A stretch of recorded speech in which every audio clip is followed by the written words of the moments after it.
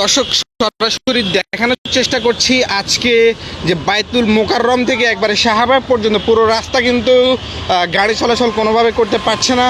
দুই একটি গাড়ি ছাড়া কিন্তু একবারে গাড়ি চলাচল একেবারে বন্ধ বলা যায়। অর্থাৎ রাস্তায় গাড়ি চলাচল বন্ধের যে কারণটি জানিয়ে রাখতে চাই, আহলে সুন্নাহ আল জামাতের আজকে যে সমাবেশটি হচ্ছে সেটা কিন্তু যাতে প্রেস ক্লাবে অনুষ্ঠিত হচ্ছে এবং পুরো রাস্তা বন্ধ করেই কিন্তু এই সমাবেশটি হচ্ছে। দর্শক আরও যে বিষয়টি জানিয়ে রাখতে চাই, গতকালকে ঢাকা রিপোর্টার্স ইউনিটে কিন্তু আহলে সুন্নাহ আল জামাতের নেতারা একটি প্রেস ব্রিফিংয়ের মাধ্যমে আজকের এই সমাবেশের ডাক দেয় এবং তারা কিন্তু গতকালকে জানিয়েছে যে ঐতিহাসিক যে সোহরাওয়ার্দী ময়দান রয়েছে সেখানে কিন্তু তাদের আজকের এই সমাবেশটি হবে। এবং আমরা আজকে দেখতে পেরেছি কিন্তু সেখানে এই সমাবেশটি না করে কিন্তু প্রেস ক্লাবে এই সমাবেশটি করছেন। ঠিক কী কারণে জাতীয় প্রেস ক্লাবের সামনে করছেন, অর্থাৎ কেন তারা সোহরাওয়ার্দী উদ্যানে করছেন সেই বিষয়টা কিন্তু আমরা এখনও জানতে পারিনি।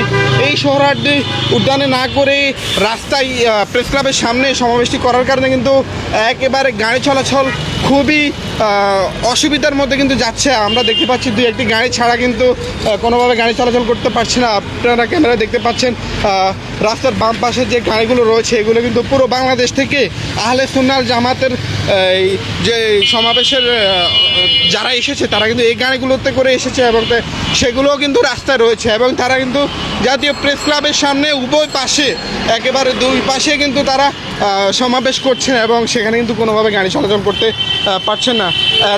তাদের সাথে আমরা কথা বলে জানতে পেরেছি গত কিছুদিন আগে যে সব দলের নেতারা এক হয়ে যে ফিলিস্তিনের পক্ষ হয়ে যে সমাবেশটি করেছিল সোহরাওয়ার্দী উদ্যানে, সেখানে কিন্তু তারা আসেনি এবং আজকে কিন্তু তারা এককভাবেই, অর্থাৎ তারা একক নেতৃত্বে কিন্তু পুরো বাংলাদেশ থেকে তাদের নেতাকর্মীদেরকে ডেকে এনে কিন্তু আজকের সমাবেশটি করছেন। ঠিক কী কারণে তারা তাদের সাথে, অর্থাৎ সব দলের যে নেতাকর্মীদের যে সমাবেশটি হয়েছিল সোহরাওয়ার্দী উদ্যানে সেখানে কেন, ঠিক কী কারণে তারা তাদের সাথে সমাবেশ করেনি, তারা কেন এককভাবে করছে সেই বিষয়টি কিন্তু এখনও আমরা জানতে পারিনি। দর্শক দেখতে পাচ্ছেন একেবারে রাস্তা কিন্তু পুরোপুরি আহলে সুন্নাহ আল জামাতের যে বাসগুলো রয়েছে, অর্থাৎ তারা যে বাসগুলো থেকে দেশের বিভিন্ন জেলা থেকে এসেছেন সে বাসগুলো কিন্তু রাস্তার মধ্যে রয়েছে। এবং আমরা যদি আপনাদেরকে একটু দেখানোর চেষ্টা করি, সোহরাওয়ার্দী উদ্যানের যে সমাবেশটি হওয়ার কথা ছিল সেটা কিন্তু সম্পূর্ণ ফাঁকা রয়েছে এবং তাদের যে নেতাকর্মীরা রয়েছে তারা কিন্তু কিছু নেতাকর্মীরা এখানে, অর্থাৎ আগের নির্দেশনা অনুযায়ী সোহরাওয়ার্দী উদ্যানে আসছেন এবং সেখানে কিন্তু ফিরে যাচ্ছে। অর্থাৎ তারা কিন্তু জানতে পারেনি যে আজকে তাদের যে সমাবেশ সেখানে স্থান পরিবর্তন করেছে।